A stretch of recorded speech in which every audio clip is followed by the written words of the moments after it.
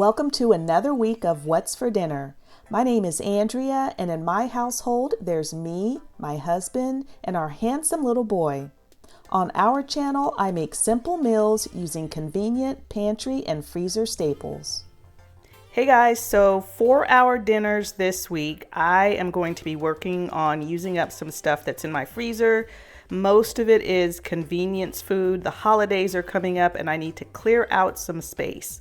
So for the first thing that I'm making for the week is this C-Pack shrimp scampi. It's a family-sized box and it came with 2 bags inside of it. And I went ahead and just made both bags of shrimp because really there's not that much shrimp in the bags. So I am serving it with some linguine. So I just prepared the shrimp according to package directions.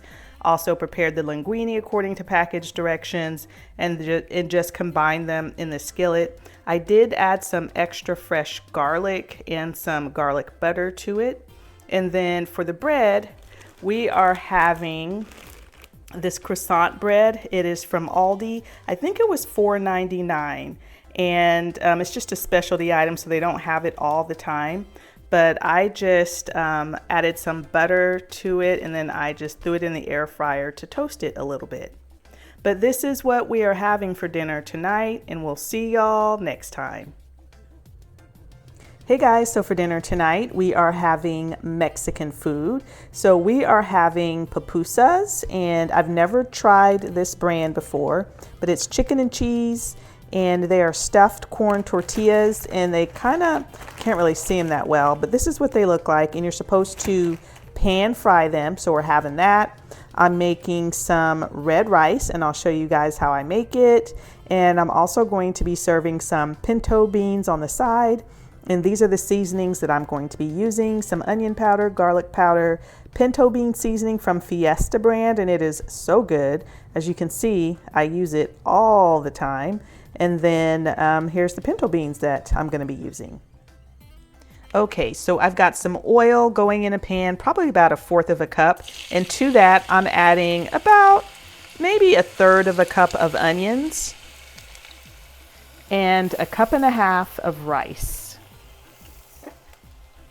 And then I'm just going to give it a stir because I want the rice grains to brown a little bit, and I also want the onions to get a little tender.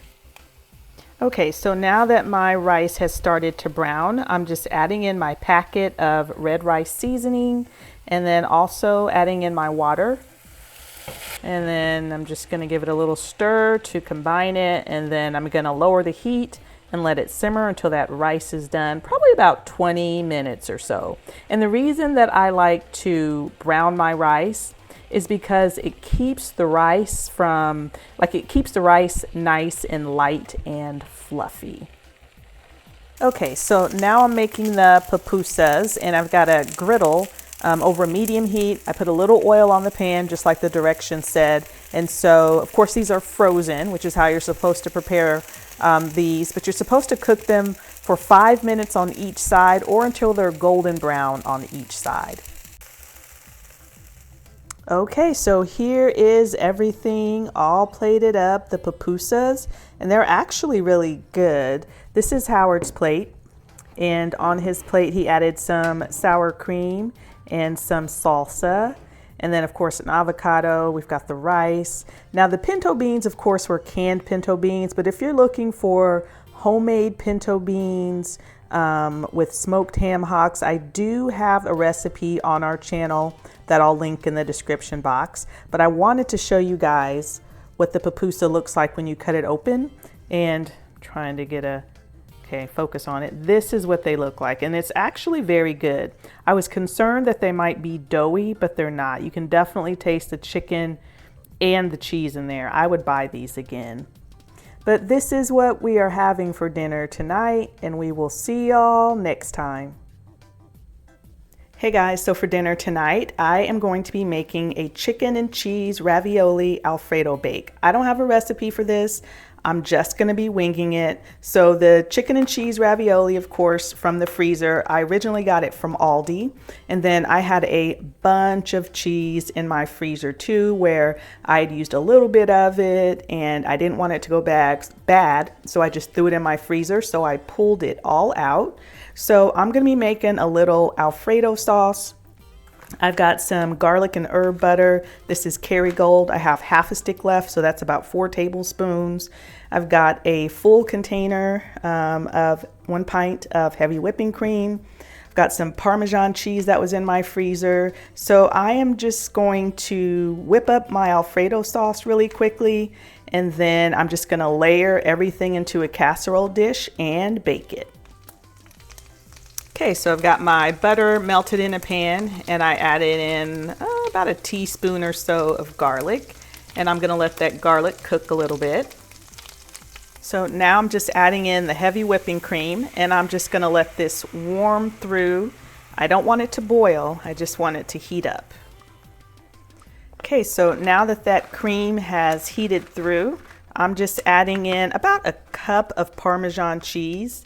And I'm gonna let this warm until that cheese has melted. Okay, so my Alfredo sauce is done cooking and I just put a little bit on the bottom of my pan. Of course, if you wanted to use jarred Alfredo sauce, that is absolutely fine. So now I'm just adding my ravioli right on top, and it is still frozen, so you don't have to cook it first.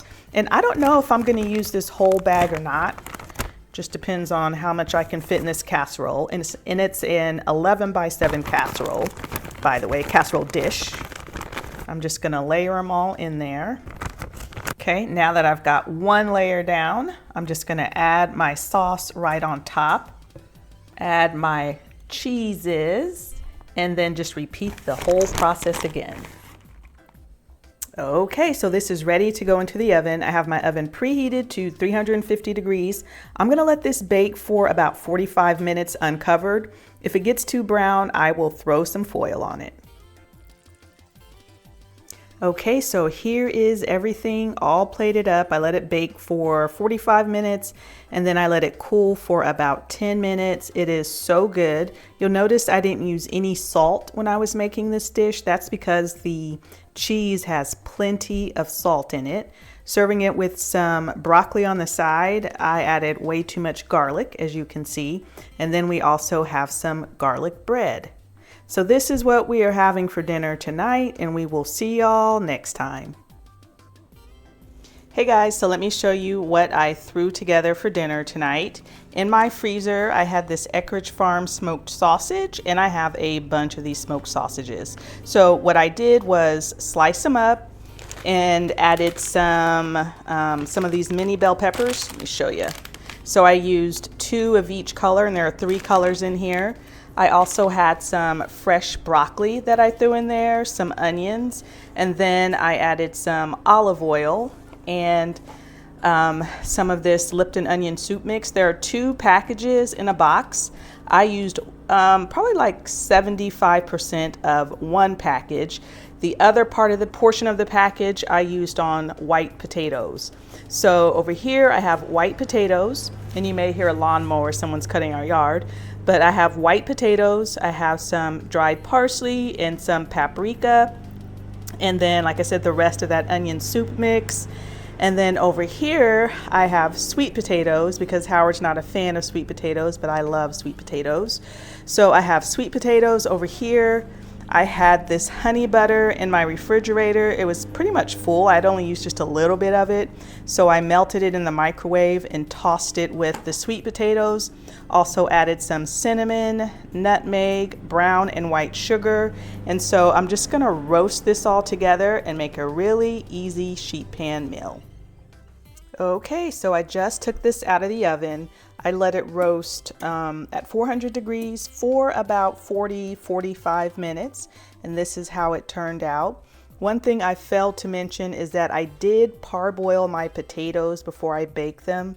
I didn't want them fork tender, but I did boil them for about 15 minutes because I've made this sheet pan meal before, and when you don't parboil the potatoes, it takes forever. So anyway, this is what we are having for dinner tonight, and we will see y'all next time. Hey guys, so for dinner tonight, we are having some baby back ribs that I had in my freezer. Howard grilled these ribs and he seasoned them. So he used this pineapple pepper seasoning, kind of like lemon pepper, but with pineapple, and it has a pineapple-y flavor to it. We didn't taste the pepper as much as the pineapple. And then he also used like garlic powder, garlic salt, you know, the usuals, but this was the main seasoning. And then for the barbecue sauce, he used this Big Kahuna pineapple teriyaki sauce. And then we're having side salads. And so for the side salads, I use this Asian Fusion Crunch, which I really love. It has wonton pieces, onions, and almonds in it. And it has a garlic and ginger flavor. And then for the salad dressing, I am using this Mama Tang's spicy Asian vinaigrette, and it is really good. You can use it as a marinade or as a dressing, and it does have a nice spicy kick. And then we're just having some boxed macaroni on the side using this Simply Macaroni 3 cheese. It's really good. I have tried this macaroni, same brand, but it's creamy cheddar. I don't like this one as much as I like the Simply Macaroni. So this is what we are having for dinner tonight, and we will see y'all next time.